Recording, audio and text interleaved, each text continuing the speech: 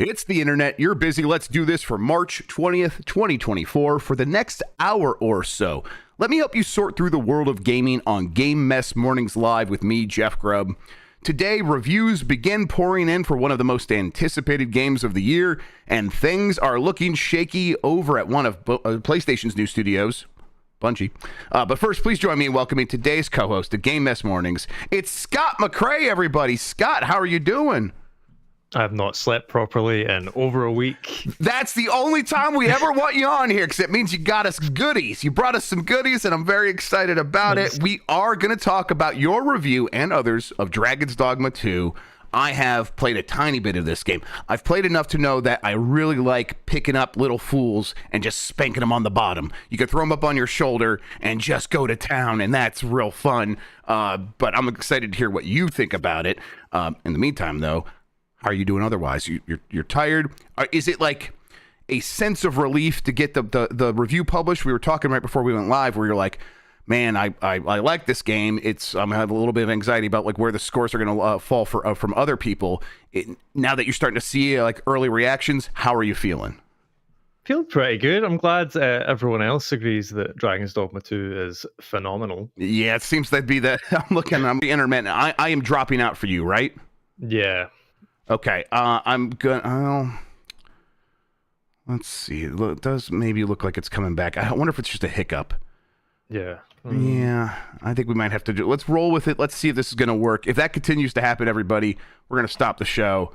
I'll reboot the router. Although Steph might be on a meeting, so that could be a problem. You know what? Let me just check with her real quick and see, because if she's having issues too, then maybe I can reset it. You know what? No, I think we're good. She would have been yelling at me by now. All right. Let's, okay. In that case, hey, I think we're back. I think people can hear us. We're doing good now.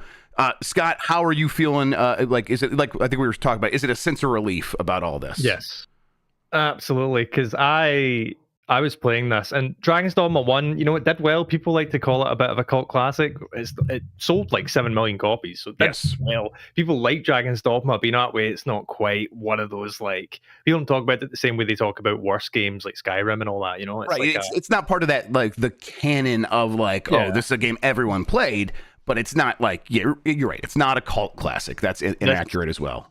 This is one of these games where I'm like, is this just a me game, or is this going to be something that everyone resonates with? Because I'm playing it, and I'm like, this is one of the best games I've ever played. Yep, you mentioned that to me when we were talking about doing this episode. Yep. You're like, yeah, I'm going to come on there. That's one of the best things I've ever played. I'm like, wait, what the fuck? Really? Okay. I said this when I put it in for the edit. I don't think I've ever used the word masterpiece in a review before. Honestly, I knew it would be good. I knew I would like it. I did not expect to come away from this being like, this is what Elden Ring and Breath of the Wild did. Like, okay. Wow.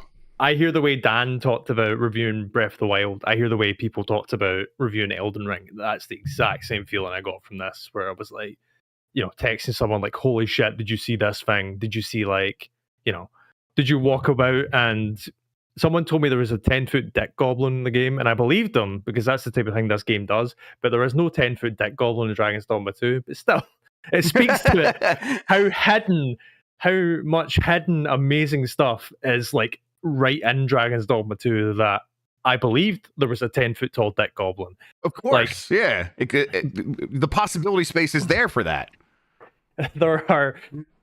There are like so many like nooks and crannies. It's one of those games where you're like, I'm going to this next village, and then 10 hours later you got to this next village because you saw something in the distance. We're like, holy shit, what is that? Oh. Yeah, that sounds like my kind of game. All right. You know what? Let's actually talk about this. Let's get this out of the way. Hey, let's explain ourselves. Most weekdays, I, Jeff Grubb, will help piece your gaming life back together. That includes breaking news and maybe even some of our own original reporting. For all these topics, I'll get the input of a bona fide expert who will make me look smart. If you are watching live on Twitch, welcome. You can always listen to the show later on podcast feeds by searching for Game Mess Mornings or find the RSS on giantbomb.com. You can also catch the show later with chapters and timestamps on YouTube. Hello, YouTube. Quick note, Google Podcasts is shutting down. If you listen to us on there, switch. Go subscribe. I say Podcast Addict. Sean has recommended the other one that everyone uses, podcast something. There's a bunch of options on the Google Play Store. Just go resubscribe. Don't miss an episode. Really appreciate that. You can also use YouTube if you want to listen to us there. Pocket Cast, right? That's the one a lot of other people like. I think I prefer Addict, but a lot of people like Cast. There's plenty of great options out there. Don't miss it. All right. We have a lot to get into. Let's start with Dragon's Dogma 2 reviews. I'll check out the Metacritic here in a second. We'll check out OpenCritic, see what they're saying. But let's continue with your thoughts, Scott. So it is like the big sprawling RPG where things are happening, things are distracting you. Is it a breadth thing? Is it like there's so much here, there's so much to do, or is it a quality bar where everything you're doing is very good? Is it a combination of the two? What really, like, what happened when you were like, okay, no, this is a masterpiece? It wasn't even like something in specific. I was running about and I was like, I've played about, so this came in quite hot in terms of, I think we only got codes about a week ago. I played about 40 hours or something like that. And they were telling us it was going to come in hot. So it was like, okay, yeah. And I'll say real quick, performance for me has been up and down. Been a bit shaky. That's been the thing that's been a little bit troublesome. It's a bit chunky, yeah. Yes. But it was just at some point I was like, I'm playing this for a review and I'm playing so much of it in such a small amount of time, but I'm like, I'm not stopping myself from playing this. You know, like I'm playing this because this is how I want to play this. It wasn't like, I need to get this done so I can get the review done. I need to go beat the main story right now so I can get I just played it as I would normally play it, and I just didn't want to stop, like, because there was so much to do at every kind of moment. Like, yeah, I mentioned earlier, like, it's the type of thing that Breath of the Wild and Elden Ring did for me, where, like, you know, sure, looking at it from head on, it just looks like an RPG, but it's just the actual moment to moment playing it where, you know, there's just, like, I'm pretty sure you can miss entire, like, plot lines and cities and, like, even character classes in this game. Like, there's just so much to, like, find and do, and they don't, like, it's not like, you know, Horizon or something where it's like, here's like 50 map markers so you cannot miss a single thing in the game. Right. It's like, it's properly like you're on an adventure, you're with a party of characters and you are exploring and you are finding things. It's, you know, it's a banger, to put it politely. Right now, the current review Metacritic score is an 85. That's based on 21 critic reviews. There are plenty that are in the 90s here, a lot that are like low 90s, and then there's things that a lot of people are in the high 80s, kind of like looking for like the general sentiment. Let's go with like the low one here that's highlighted from Metro Game Central. It gave it a 70, probably a 7 out of 10. I'll double check that score and see what it actually is. An entertaining open world action role player with an interesting approach to AI controlled companions, but which proves disappointingly similar to the 2012 original. I think that's worth a jumping point there. Did you play the original Dragon's Dogma? You did, right? You were a fan of that? Yeah, I mean, it's like definitely a game where you play it and you're like, yeah, this ran out of budget halfway through. Right. And the sense I get from Dragon's Dogma 2 is, it is in some ways like almost a remake. It is like, hey, let's do that again, but let's do it right this time. Let's set out with the proper scope. We know how to do it, and we'll probably have a bigger budget, and we have the tools now that we're very familiar with to make that all happen. It's so strange, though. Like, the title screen at the beginning doesn't say Dragon's Dogma 2. At least thus far, I couldn't see a 2 anywhere. It just says Dragon's Dogma. Okay. Is there shit happening there? Okay. All right. Yeah. So I'll say as much as when that Dragon's Dogma 2 hits, see when the title card hits, it is like, okay, all right. We'll say no more. I would fucking pop for that. So let's spare people. All right, yes. Nothing is unintentional. Okay, so I think that okay. So the complaint there that it's still maybe disappointingly similar to Dragon's Dogma 1. Does that resonate to you? Do you get what they're getting at there, or is that not a problem for you? How do you feel about it? I thought it would be more of a Dragon's Dogma 1 remake than it was. Like, okay. I get it. I get where the it's coming from. Like, there's a lot of DNA in there that is similar, and a lot of it does feel like, okay, we're making the vision that we wanted to make back in 2012. But I don't really see that as a negative. It's not like no one's going to play Dragon's Dogma 2 and be like, oh, this is the same game. It's not like you're doing the same things. It's not like it's the same cities, the same world, the same characters and all that. Like, yes, it borrows a lot of mechanics, but it is a sequel. You know, it's not like it's not, you know, I don't know. I found maybe I'm blinded by being a fan of the first one as well, but I don't really see that as a negative, because it's just like, okay, what if Dragon's Dogma lived up to the potential that it had in the first place? Right. And that, to me, that sounds like the exact kind of thing that Dragon's Dogma needed, or maybe not needed, but it's like a great fit for this particular series, where it's like that first one does have its fans. I think one of the more common experiences that people have with Dragon's Dogma is not necessarily playing it, even though a lot of people have played Dragon's Dogma. It is having a friend who won't shut up about it, and you're like, oh man, I want to experience that. And then for whatever reason, you've not gone back to Dragon's Dogma and actually done that. And now here's Dragon's Dogma 2 giving you the opportunity to experience all those things those freaks won't shut up about, but in a nice new package that does complete the ideas that were unfinished in the first. I'm just talking about that. It's like, yeah, that sounds like exactly what I would want from this game. And based on what you've said so far, that's kind of what they delivered. Yeah. I mean, like, so I've played Dragon's Dogma 1 countless times. I've never finished it. You know, so as one of those games where it's like, I think I have like 6 copies or something like that. Oh no, regardless.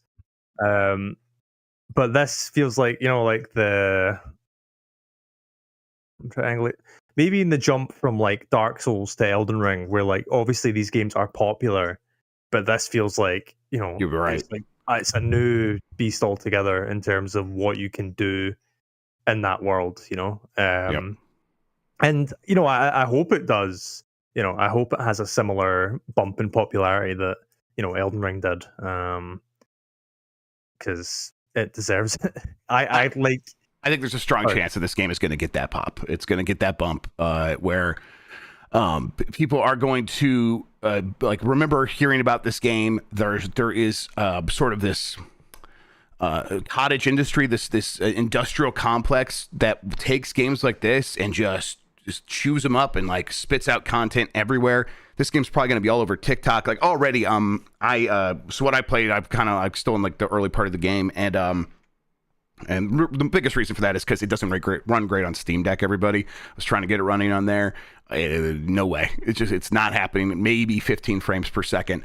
So I'm like, okay, I'll try to get over to the PC, or maybe I'll stream it. And that's what I was talking about the other day, where I like streaming a game and having it run on the PC in the background when I like put the Steam Deck to sleep bothers me. I don't like that.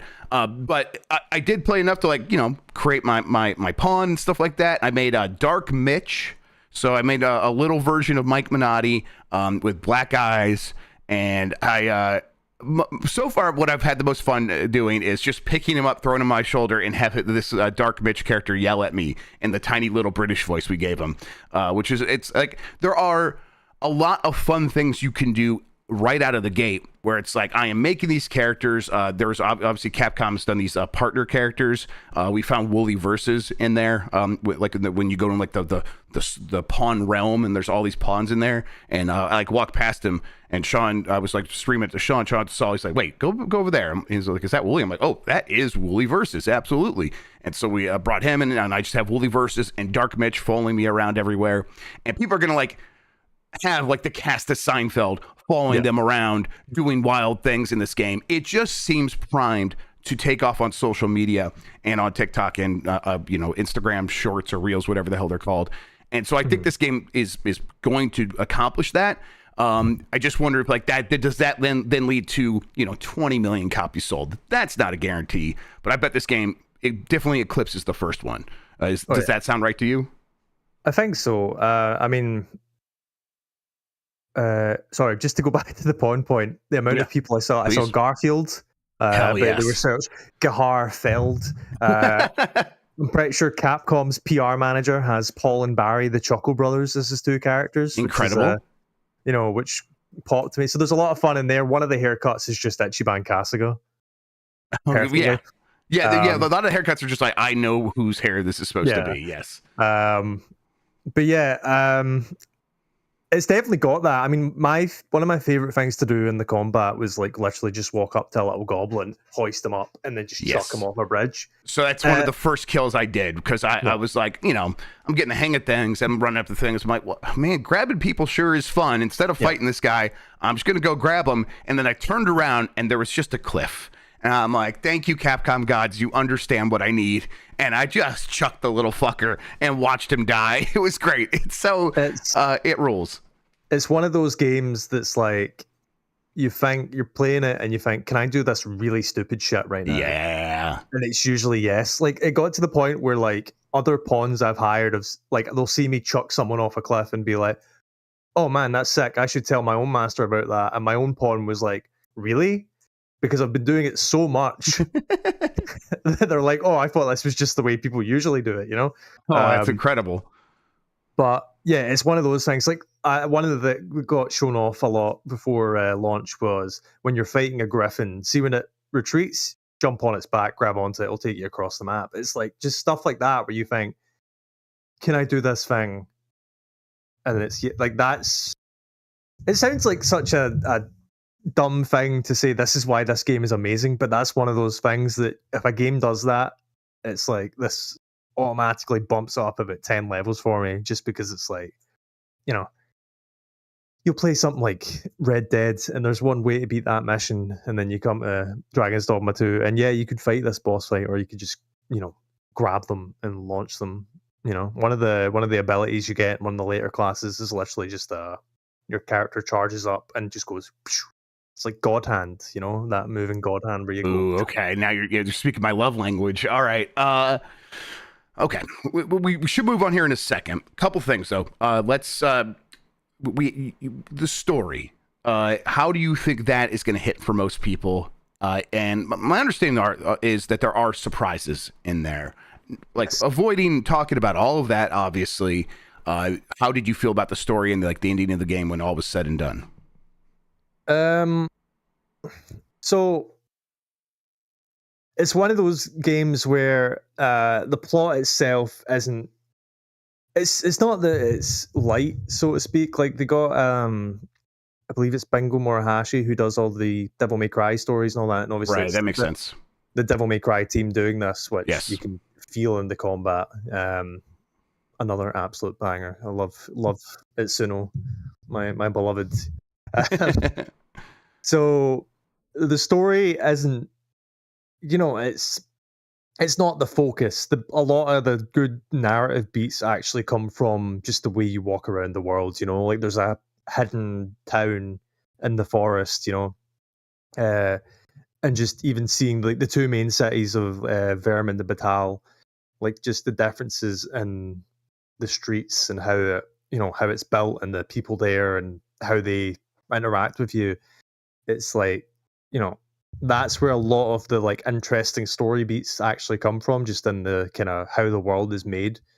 But in terms of like an actual plot, it's good. It's not like, it's not the focus, so it's not like a right thing, but there are like surprises in there, and there are parts where as in, the bit we mentioned earlier where I was like, oh man, this fucking rocks, like it's a good time, but it's maybe not as important as the kind of emergent storytelling. There are, again, I don't want to get into it because it's not like I don't want to spoil it because it's so cool, but there are things out there that are like about how the pawns work and what the nature of the Arisen actually is, and the dragon and all that shit. That's like interesting. It's like really it's like a kind of core mystery that is actually really interesting, and it kind of requires you to pay attention in ways, and it kind of trusts you to pay attention. Like, you're not going to see some of that game if you do not pay attention to the plot, and it's just, again, it all comes back to like just trusting the player to do something and not being too worried about them missing something. Yeah, I love that. It's, it's refreshing almost, especially with something like, and the last major release I got in was Suicide Squad, which was such a like segmented, thing. Sanded down, like the edges are sanded down, and that's the thing with Dragon's Dogma. Is it feels like it is not. They embrace the rough edges and just like let that be the character of the game. Plus, the combat. Yeah. Yes, exactly. Yes. The other thing I was wondering is, you said you played about 40 hours. Is that how long it took you to beat? I could have played 50 more. Probably 50 more, but like to get to the credits, was it like straight up 40 or no? Probably not. So I played a bit of the story at first. I got to the kind of second city, did a couple missions there, and then on, let's say Saturday night, I got a mission and it was like, take this, and then there was someone basically it was like that, this will be the end of your journey kind of thing. And then I spent all of Sunday not doing that. And then at the end of the day, I was like, okay, I'll play that mission. And then it went into the kind of ending bit. I think if you just did the main quest, it wouldn't be even 20 hours maybe. Okay. But again, it's like Zelda where, in theory, you can go and beat the game right away, but it's, the one thing I will say is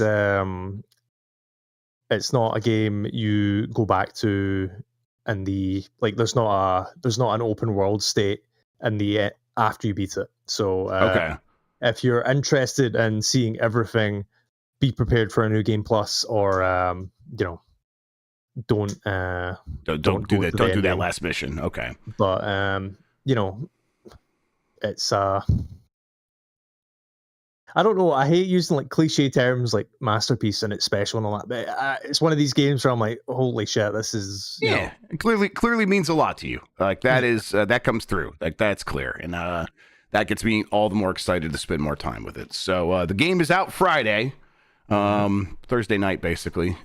People should almost certainly check it out, especially if you have any curiosity. I guess the last thing, what did you play it on? PS5. It's a bit chunky in towns and stuff, but I don't know if it got better or if I just got used to it. But it's not. If you played Zelda, you can play this, but it's not like you're not going to be hitting. It's an uncapped frame rate, so you'll see it sometimes when you like look up in the sky and there's nothing there. It's like suddenly it's like 60, 120, well, not 112. I mean, like it's right up there in the frames. But you'll be about 30 with some dips for the most of the journey. Donji Edel in chat is saying maybe we do need a PS5 Pro. That won't help because on my 4090. It's chunky. It's chunky over here as well. I got the Core i9 13 gen CPU. This thing should not be capped in any real way by CPU or GPU that I have, and yet, it's pretty rough no matter what I do. Everything I've tried to do, I expected to get better here. My guess is, has there been an open world RE engine game before this? No. This is what happened. This is what happens with game engines when they try to take something that's made for one thing and make it and then go open world. There's a huge learning curve, and I think that we're just in the middle of that with this. You kind of like it. It works for fighting games and it works for like Devil May Cry and all that, So it could work for open world too. Eventually, it's just not there yet.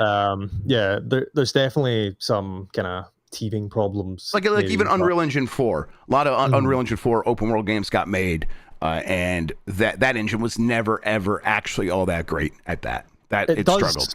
It does look fantastic though. Like yes. It's got the Capcom RE engine shine on it where it just looks phenomenal. Someone asked how big is the download. It's only about 60 gig, so it's not, for a game of this size you would have expected more, but maybe people are good at compressing games now. Yeah. Austin Walker, noted Dragon's Dogma fanatic, says, I've waited a decade plus for a new Dragon's Dogma and wondered if the sequel could live up to the hype. Not only does it do that, adding density and honing the series' core design strengths. It goes further, innovating on how we spend time in open world games. You can read more of him over at Remap Radio. Scott, where can people find your review? I've written it for NME. I will post it in the chat right now. Which I felt horrible for my editor because my word count, I had a word count. I didn't pay attention to the word count. I mean, I did. Sure, who does? I could have gone on for another like 2,000 words. But, sorry, Grubb, I have to tell you to go left, but not too left. Okay, you know what? No, I'm not going to deal with this harassment. Whoever's telling you, probably Lexi. No, I don't know what it means. I was really worried in case it meant something horrible, and I was about to get like picked off. It does mean something horrible. It's Super Mario Maker. It's the worst thing I could think of. A banger, Super Mario Maker. Yeah, it's one of my favorite games of the whole time. And just those damn levels. Yeah, Dragon's Dogma 2. I'm going to spend a lot more time with it. Really looking forward to it. Wish I could play it on one of my hands. You know what? I'm going to try it on the Asus, the Roger, and we'll see. I bet it's still not going to be good enough. It's a certified 2 out of 2. Yeah, it's a bad. Like honestly, it's going to be hard for as someone who said it's going to be hard for something to beat Like a Dragon Infinite Wealth for Game of the Year. It's going to be hard to beat Dragon's Dogma 2 for Game of the Year. Whether that will come through at the Keeleys or whatever, I don't know. But it's it's on the level of an Elden Ring or Breath of the Wild for me. I think it's absolutely phenomenal. Well, there you go, everybody. If you were excited, you're probably more excited, and if you weren't curious before, I bet you're going to be looking into this game now, and that's the right thing to do. All right, next story. Bungie replaces Marathon director amid leadership shakeup and fears of layoffs. This is from Rebecca Valentine over at IGN. Shout out to Reb. Amid ongoing anxiety within Bungie following layoffs last year, the studio is now preparing for another shakeup, this time on Marathon, its upcoming service game intended as its next step beyond Destiny. According to multiple sources familiar with the matter, Bungie is in the midst of shifting around its creative leadership on Marathon, including removing longtime Bungie designer Christopher Barrett from the game director role. IGN learned he is being replaced by former Valorant game director Joe Ziegler, who left Riot Games for Bungie in 2022. IGN has reached out to Bungie for comment on whether or not Barrett will remain with the company, but in the meantime, Ziegler confirmed on Twitter that he was appointed to game director. For the last 9 months, I've been working on Marathon as the game director. We're still baking, but I'm excited to share with you more info on the game as we get closer and closer to bringing it all of it to you. While this is going on, sources tell IGN that Bungie is pouring resources into getting Marathon out the door. The game's direction has shifted somewhat under Ziegler's new leadership. One source says that includes moving away from custom player characters in favor of a selectable cast of heroes. There's a little bit more to the story, Scott, but we'll start there for now. Bungie's in a pretty rough state because they are not making as much money as they anticipated they would make on Destiny. And every time they basically set a target going forward, apparently internally, they miss those targets by more and more and more. And so now a lot is riding on the success of the final shape, the next big expansion that will be coming up soon. In the meantime, they have this other game, Marathon, that they've announced publicly. It's going to be a follow-up. I think at one point it was supposed to be an extraction shooter. Maybe it still is. Who knows what it's actually going to feel like when it comes out. But this is like their follow-up. And I'm just like, ooh, how do you follow up Destiny? And how do you make another one of those games, but make it different enough to stand out? It always seemed like a tall order, and now they are in the midst of shifting it around, trying to change it up. Do you have confidence that Marathon's going to be able to come out and be what it needs to be for Bungie and for what players want? It's a Sony live service game, so probably not. I don't know. Obviously, I'd be interested in what the exact kind of predictions were for the Destiny stuff, because obviously, as the game keeps going, it's going to drop a bit. Diminishing returns, right? That should be normal. Not everything has the Fortnite thing where they can say like, "Oh, here's the season 1 map again," and suddenly the player count's back up at it's tough. Yes, but My only thing is, because obviously everything takes 10 years to make now, by the time Marathon actually drops, will people care about extraction shooters anymore? You know, the amount of like hero shooters that get put into development after Overwatch, and like what hero shooters are really big now. You know, it's the same with like, Valorant. That's it. Yeah, it's the same. It's the same thing I'm feeling. You know, like obviously hyenas happened as well. So it's going to be a hard thing to touch, but even right now, but you know, in 3 years' time, are people still going to be playing? Right. And Bungie can like do their own thing. They can put their own spin on it. They could put something out and be like, no, this, who cares what, if you don't care about extraction shooters anymore, this is a new Bungie game, so care about that. But you know, there's it's a long way between here and there of actually being able to make that statement once you have the game ready. And in the meantime, it does feel like internally they are losing confidence in their ability to deliver these things while Destiny is shriveling. And then at the meantime, meanwhile, Sony is also losing confidence in Bungie, apparently. This leads into the next little tidbit. While upcoming Destiny 2 expansion, The Final Shape, is being prioritized, there are growing fears and rumors that layoffs will immediately follow its release. One person with knowledge of budgets at Bungie told Rebecca that nothing adds up and something will need to happen to curb costs unless The Final Shape does so well to cover the gap and people can move to Marathon. When Sony acquired Bungie, the studio brought with it a number of other incubation projects, including a MOBA-like game codenamed Gummy Bears and a new IP known as Matter. According to sources, Matter was canceled back in 2020, but the team continued working on a similar project with slightly different direction until that too was canceled in late 2022. Gummy Bears, meanwhile, is currently in a holding pattern due to the ongoing company struggles. So they are already playing like a war of attrition here a little bit. They are they are taking resources away from other projects, focusing on Destiny, getting The Final Shape out, and then putting a lot behind Marathon. And then while all that's happening, people at Bungie are looking around going like, if The Final Shape doesn't just absolutely slam the door shut in terms of making a ton of money, we are all expected, like there's a chance we could lose our job.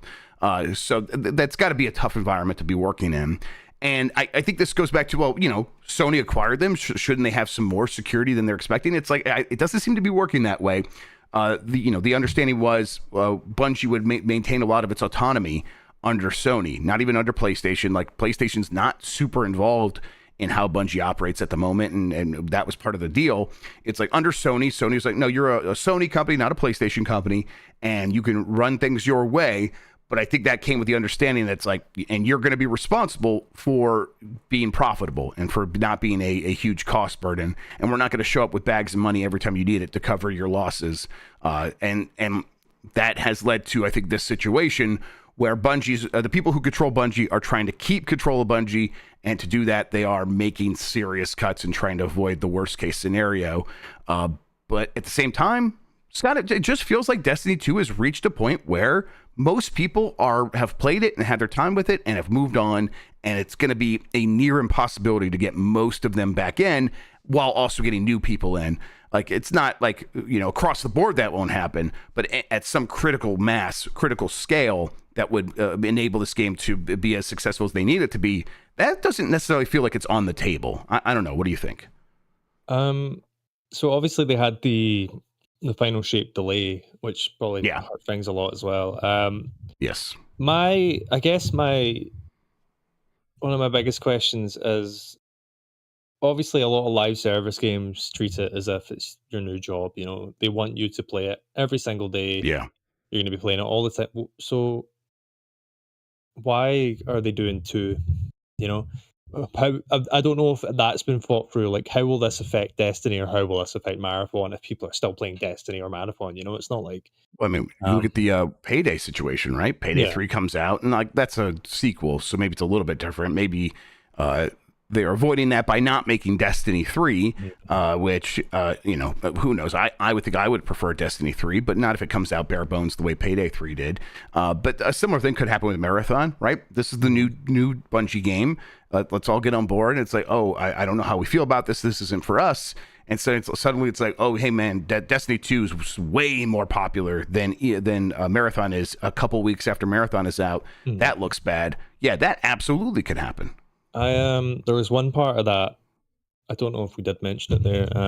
Apparently, in this IGN report, they said there's a growing expectation that the company leadership will mostly leave when the final payouts from Sony come through in 2026 as well, which, that's a good thing to hear when you've got, when you're trying to get yourself hyped for the next Bungie game. If, the own leadership are treating it like a thing. Obviously, it's it's a rumor. It's not like a concrete, or it's an expectation. Sorry, it's not something that's actually happening. But that doesn't exactly make me think. Pretty common. I mean, I would expect this to happen. I mean, that is kind of how things went down at Respawn. We talked about that earlier this week and last week, where a lot of the key people that made Respawn, not all of them, but many of the key people have left to start their own studios after their stock vested from the acquisition. So it's like, they did their time, sat around for a couple of years, not sat around. They made games at EA for several years, and then once their stock was vested, they cashed out and they went out and were able to leave and go start their own thing. And it's very similar to probably what's going to happen here. That is how these things usually go. I think that happened with a bunch of stuff like Blizzard. This happens all the time. So, I think that if you're working there day to day trying to get excited about, hey, we're all head down on Marathon. It's like, yeah, but by the time that thing is out, my boss is going to be gone and also very, very rich. And I'm going to still be here stuck with the problems that they're creating because they only half care about it because they're just trying to run out the clock. Not to say that that's exactly what's happening, but I could see how people working at the studio begin to think that way. And that's probably a little bit poisonous. I wonder what Sony's going to look like in like 3 years, Will they still be known? Well, they still have the kind of cult surrounding it where everything they put out is like, this is even something like Horizon can get love despite being the most boring shit in the world, Will they still have that notoriety if their next 3 years are a bunch of multiplayer games that don't either come out or, because they've already cancelled was it London studio? Yeah, they shut the studio, but shut down London studio, yeah. And there was a game there that they canceled. Yeah, I mean, they are playing with house money, and that is not going to last forever, right? And I think we're already not like several years in, but I think coming off of last year where people were like, oh yeah, Spider-Man, yeah, absolutely, I'm down with that, and a lot of those fans were like, that is my game of the year. So I'm a PlayStation fan, and Spider-Man 2 is game of the year, and you're crazy if you think it's Super Mario Brothers Wonder, even though I'm right and they're wrong. It was the kind of thing where it's okay, so you could sense that they were already like, okay, well, this is great, but where are the other games? Well, we'll get past Spider-Man, and then they'll have a big announcement, and there'll be a ton of stuff in 2024. And now we're here, and they're like, no, there's going to be zero. Actually, there's going to be nothing from established franchises that you keep asking about in 2024. In the meantime, have you heard about, what's the game with the sandwich? I think that they announced at one of their showcases. I don't know. one of their live service games, not Contraband. That one is over at Xbox, but something similar to that. And then, there's like a handful of other live service games that are probably going to pop off. And that's what they're going to have this year. And then maybe Astrobot, I keep pointing out. Like, listen, I'll be very excited about Astro. But if they do that multiple years in a row, I think you're right that people will begin to be like, oh, the golden age is over. The good times are done. And now things are pretty grim. And it's like the occasional big release I care about. And it's like, yeah, if that's the way you're going to be, you're going to have to kind of change up your thinking about what kind of games you're looking for out of this company. Someone pointed out, obviously, they put out Helldivers 2. Yes, that is true. Yep. What was the budget of Helldivers 2 compared to, Marathon or Concord or something like that, what's the Amy Hennig one? Judas? Is that what it's called? Yeah, God, yes. But where is she at now? I can't even remember. Yeah, I think that Helldivers 2 is definitely helping. And if they make more games that are as good and interesting as that, then they are not going to be in such a bad situation. I think this is based on the assumption that Helldivers 2 will be kind of an exception to the norm. But maybe it won't be. Maybe they are very good at this. And maybe that's the reason like some of the other live service games got canceled when Bungie came in and looked at them, because they didn't have the same energy that Helldivers 2 did. And maybe the rest that made it through that cut are sticking around because they do, and they can replicate that. We'll see. If PlayStation becomes the company that puts out games like Helldivers 2 every year, I will be all aboard on that. I'll be way more excited about that than I have been about recent years of Sony output. So that's for me.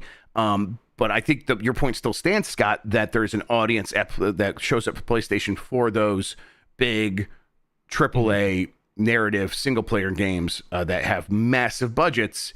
And if those become more far and few between, I think that does begin hurting Sony's reputation here in a couple of years. But I mean, and the Bungie thing is just kind of like this albatross around their neck in some ways, where it's like, man, this was never really a fit when you think about it, and now it feels very awkward, these two entities working together. It feels like we're getting to the PS2 too big to fail era. Also, I would like to just clarify, it was not Amy Hennig, it was Jade Raymond, and it was not Judas. Right. It was fair game $. Yes, fair game $. Yeah. Not Amy Hennig, not Judas. That one is coming out this year, I think. Yes, at least I think they said that previously. So it's that and Concord. So they have new games. Like I'm not, and we shouldn't like, oh, well, who cares about those? It's like, no, those games could be as exciting as Helldivers 2. There's a possibility. But I think it's a different audience showing up for that. Yeah, I mean, obviously they'll still make their Spider-Mans and all that, but it does feel like we're rapidly getting to $599. I mean, that's going to be the norm now. But you know what? Yeah. I'm awaiting the next Ridge Racer moment. Yeah. and I think that, while they're making their Spider-Mans, you have people over at Naughty Dog talking about like, yeah, I mean, we'll be able to make one or two more of these for the rest of our lives, and then we just won't be able to do it anymore because it's too hard and takes too long. And that's unsustainable. I was actually thinking about this the other day. Between like 2005 and 2011, I'm pretty sure Naughty Dog made like 6 or 7 games. Yep. Between 2013 and 2020, Naughty Dog made 1 game. Yeah, that's the trend I always think about is I think from like GTA 3 up until GTA 5 released, Rockstar released 1 game a year, basically, on average. And then Grand Theft Auto 5 comes out, and then they didn't release anything until Red Dead Redemption 2. I mean, even something like Dragon's Dogma 2, that team's last game was Devil May Cry 5, which the special edition of that, if we're counting that was what, like 4 years ago, 5 years ago, So it's not like it's it's not like it's only like Naughty Dog doing it, but even that's an entire genre shift. How many Resident Evil games have come out in the last like 5 years? I think it's been almost yearly since like 2017. It's like I think it's like on average, but they're getting one out about every 15 to 18 months. Like a Dragon. Yeah, we had 3 of those within the last year. Yep. And they were all. I mean, I didn't play Ishin, but they were all pretty good from what I gather. And Infinite Wealth was obviously really good. A banger. Like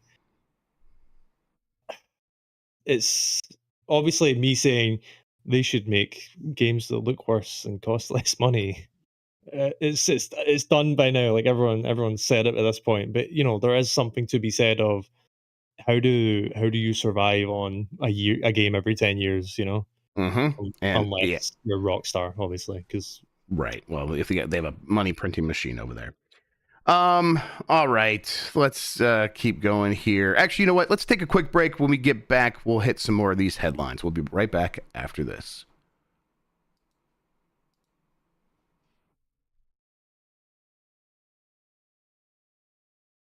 All right, we are back. And I'm going to PAX tomorrow. And speaking of PAX, Nintendo will have a booth at PAX East 2024. This is from Go Nintendo. Nintendo has attended numerous PAX events in the past, bringing with them big booths, tons of game demos, and plenty of merch and more. PAX East 2024 is running March 21st through the 24th this year, but Nintendo hasn't made a peep about it being at this year's show. While we're still waiting to hear from them on the matter, it seems they will indeed be attending. The official floor map for PAX East 2024 has popped up online, and it shows that Nintendo is occupying a sizable chunk of the hall. Again, we don't know what Nintendo will be bringing with them game-wise, but demos for their latest Switch games and long-tail sellers seems to be the most likely suspect. So that's what I expect here, that it'll probably be Princess Peach Showtime, maybe something with Paper Mario, The Thousand Year Door, and then they'll have what they did at PAX West last year for Nintendo Live. They'll have like Pikmin 4 and Super Mario Brothers Wonder, and things that have been selling will still be there. People are just speculating maybe there's something more because Nintendo's been so quiet that it's kind of weird. Do you think there's a chance there will be anything more there, Scott? They're bringing Metroid Prime 4, Breath of the Wild 3. Let's fucking go. Metroid Prime 2 remastered HD, and God Hand 2. That's the scoop. That seems reasonable. Right, yeah. Take that to Gaming Leaks and Rumors on Reddit right now, everybody. Repeat what I just said, because then they will take it. They'll be like, oh, Jeff Grubb says. At the very least, I'll be happy to have another chance to get some of the merch that they only have at these things. So, although that line is always pretty absurd. I think Nintendo is at a point where, this doesn't mean anything necessarily. I think just Nintendo they have their set marketing budget now, and they're going to use it on these big events. And, they have pre-movie ads. I saw Dune 2, and one of the pre-movie ads was, hey, play Super Mario Brothers Wonder, things like that. It just feels like Nintendo's like, no, we are still trying to sell as much as possible. And that means, we're going to show up at PAX. And the thing we're going to have there is games that you might already own and have at home. And yet we're going to have demo kiosks because we want to sell them to even more gamers. And there's a lot of them here. And it might just be that simple. But this also ensures that they're set up for, it's like, okay, they have the relationship, they have the floor space, they have some of the largest floor space actually at this PAX East show. I think Nintendo has either the largest booth or the second largest booth. It's up there. That sets them up for when, hey, time comes next year, they are set up and they could just be like, no, we're renewing the spot we have last year. And in March 2025, they will almost certainly have something interesting to put in the booth. By then, it could be a Switch 2 that is already out or just about to launch. And if that's the case, I think people will be very happy to get hands on at that point. That's probably just not happening here. And honestly, maybe what happened here is maybe they were going to announce the Switch 2 by this point, and before the thing got delayed internally. And so the booth was a sort of vestige of that. And they were going to maybe have some like demos or maybe just on-screen stuff that they were showing people on a loop or something like that. And now that's the reason they've been quiet about it, is because the plans changed. So they're going to be a little bit more low-key. That's all a possibility too. But at the very least, this feels like Nintendo still showing up in places because they have seen success from that. I think they had a really good result from Nintendo Live in Seattle last year. And they're not going to do the same thing in Boston because they're not going to lug all that stuff across the country. But they'll be like, no, the new stuff, we'll have a couple standees for Princess Peach Showtime and go from there. But I don't know. We're probably waiting until like E3 time to hear from Nintendo now, right? Because they did like new stuff. They'll probably do like a summer Nintendo Direct. Because they did the Paper Mario and Luigi release dates on a random Sunday, like on Twitter. Mario Day. Yes. Of course. So we're probably. I feel like we're probably not hearing anything until. It feels June, that way. Yep. I think, June, something around that, in that range. Yeah. Maybe they go all the way to September. And then in between then and now, they have some like YouTube and Twitter drops, things like that. But in the meantime, I think that we will get one last big direct from them this year that sets up whatever they're going to have this holiday. Because as it is, like you talked about those release dates, Luigi's Mansion and the Thousand Year Door, those are out by like June, and then there's nothing after that. So that leaves this 6-month window where we know they have, you know, a Fire Emblem game sitting on the shelf, a remake that's basically done. There's, you know, there's the Metroid Prime 2 and 3 games that are also likely done, just sitting around. Zelda ports, which just make a ton of sense. These are things that could pop up this holiday very easily. And if they are in a situation where it's like they got this big gap in the calendar and they've had these things sitting on the shelf, why not pull out those guns and fire them off right now?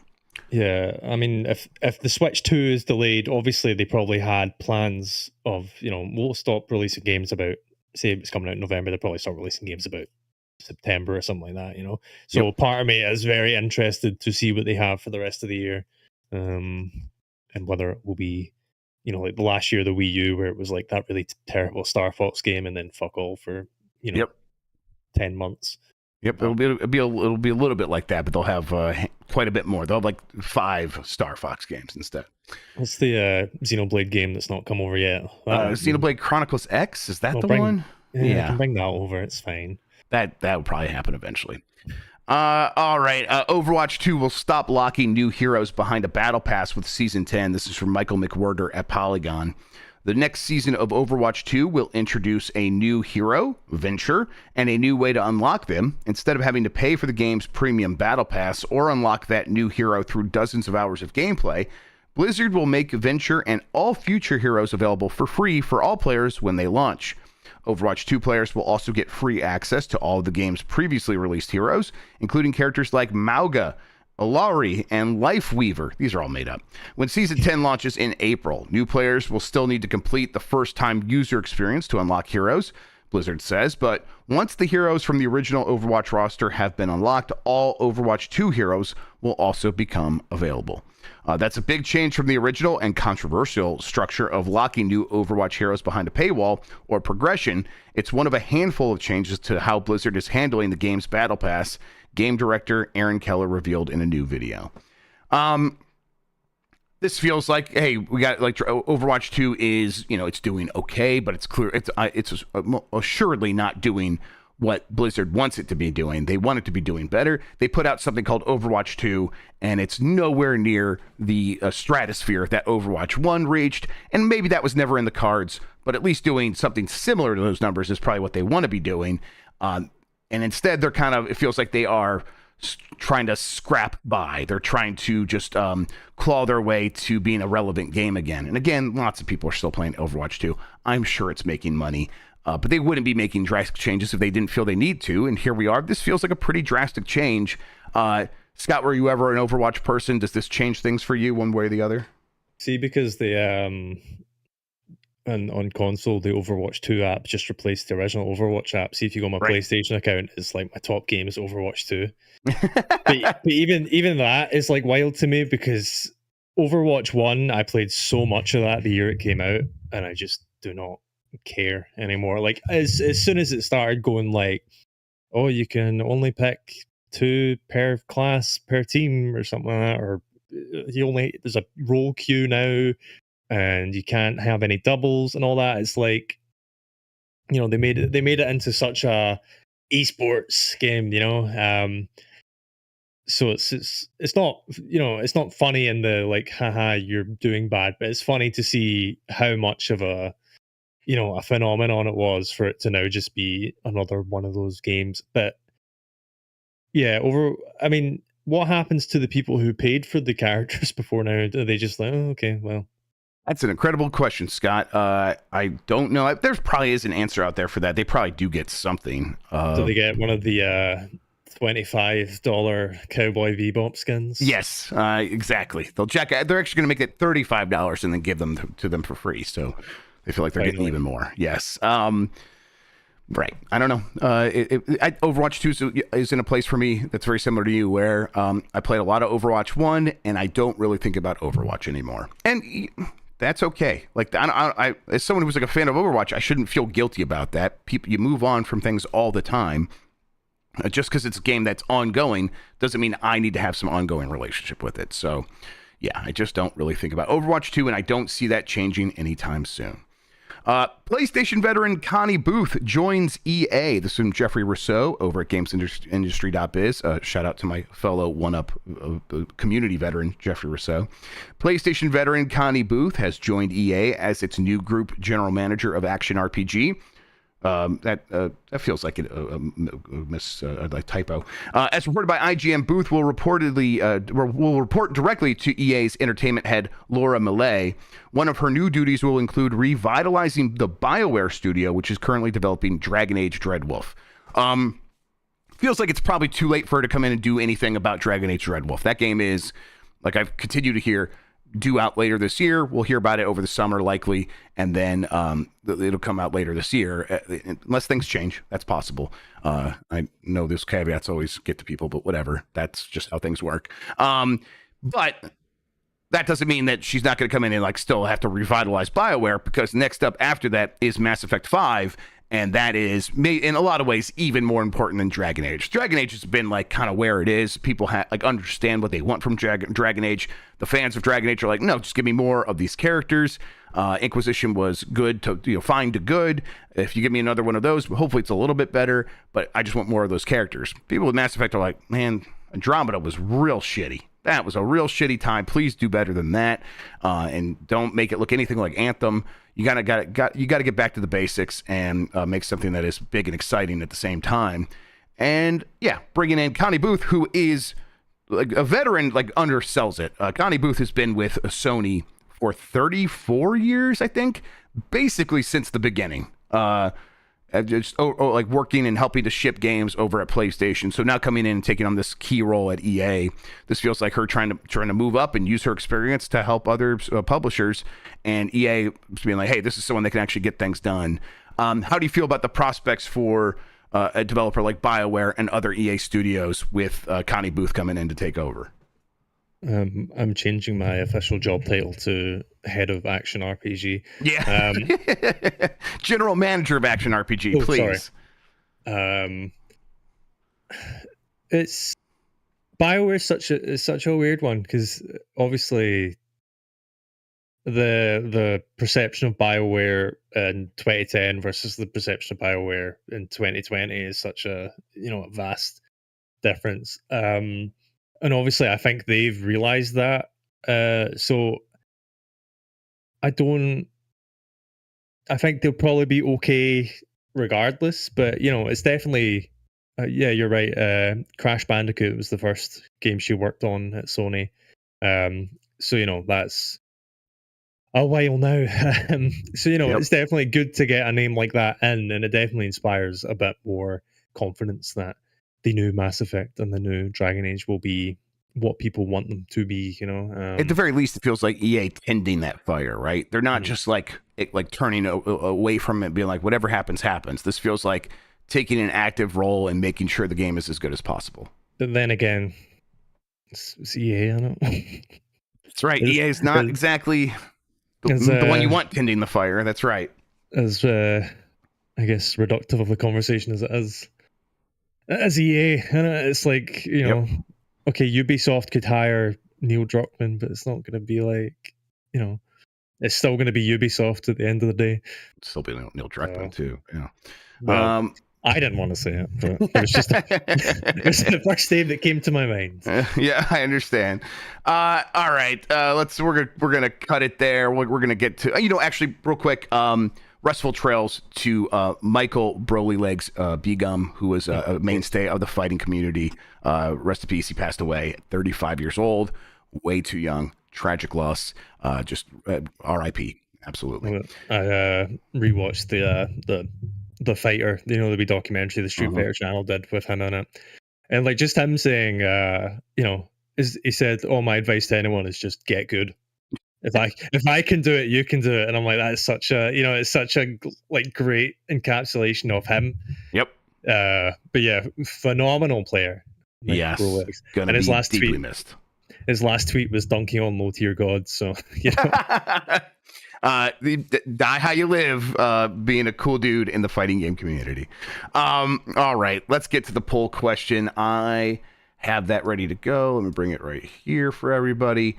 Do you have a PSVR 2? We asked this on Monday after the reports of PSVR 2 not selling very well. 9% said yes. 8% says no, but I plan to buy one. And 83% says no, and I do not want one. This seems about right. Honestly, 9% people responding of 3.7 thousand votes feels kind of high. Like, hey, that's pretty decent for a peripheral, for a console that costs $550. That's a lot of people, but, you know, it's always going to be skewed with our community. But I think the thing that's going to hurt them is more people have a PSVR 2 than want one, based on this poll. And again, it's not scientific, but 9% have one. Only 8% of respondents are like planning to get one. And that is going to put them in a situation where they've already manufactured a lot. And so this might explain why they've paused manufacturing, because the demand just is not there. Yeah. How about you, Scott? You're going to go out and get a PSVR 2? Do you already have one? VR makes me feel very unwell. So no, I will not be buying one. But even if I could play VR, probably not. I feel like the kind of wireless ones have maybe ate its lunch a bit. Like my brother picked up a Quest 3, which is, you know, he plays games, but he's not like a capital G gamer, you know, not to use the bad word, but, you know, so yeah, I don't know, maybe it's time to tap out. I don't know. Yeah, I mean, I think if they wanted it to succeed, they could do what Don Eagle in chat once again says is they should make a game for it. Like, yeah. That's like that seems like a pretty decent plan. I wonder why they don't do that. All right. We got a new poll question. We'll get that up here in a second. Before that, though, Scott, why don't you tell people where they can find you, what you have going on, remind them about that review, and all that good stuff. So you can find me on twitter.com /SMCCRAE and then an underscore, because someone has my name and the arsehole won't give me the I'm not famous enough to steal it from them. You'll find me on there chatting shit about God Hand probably. And then I write for mirror.co.uk over here in the UK. Mirror.co.uk /gaming. There we go. Yeah. Occasionally appear on their YouTube channel, but also I'm a freelancer. I appear everywhere, including NME today. I mean, that's the first time on NME, but still today with a review of Dragon's Dogma 2, which is the game of the year, and you should buy it this Friday.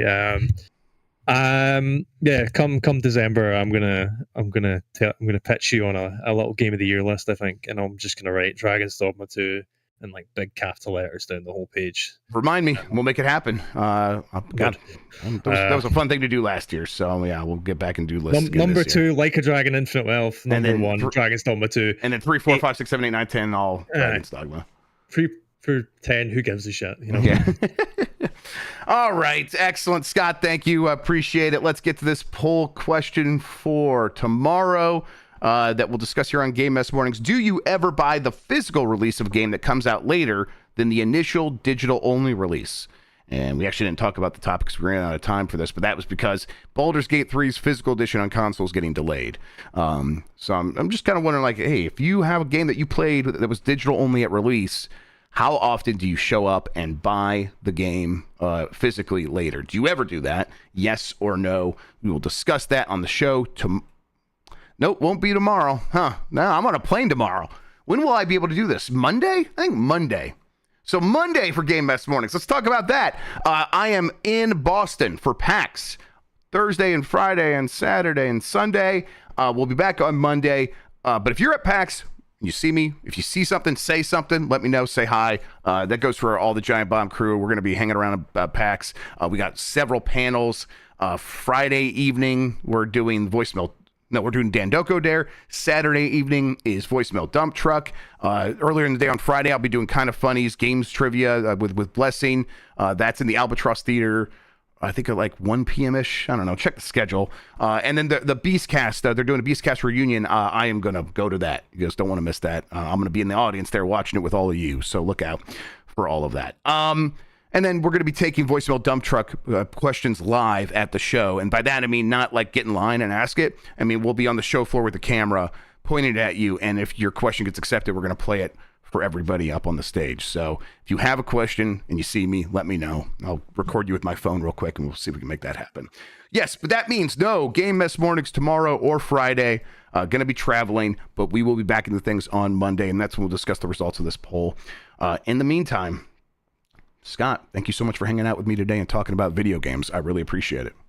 Thanks for having me. I needed to get some more out about Dragon's Dogma 2. So yeah, I've been sitting on this for a week. It's been like hellish.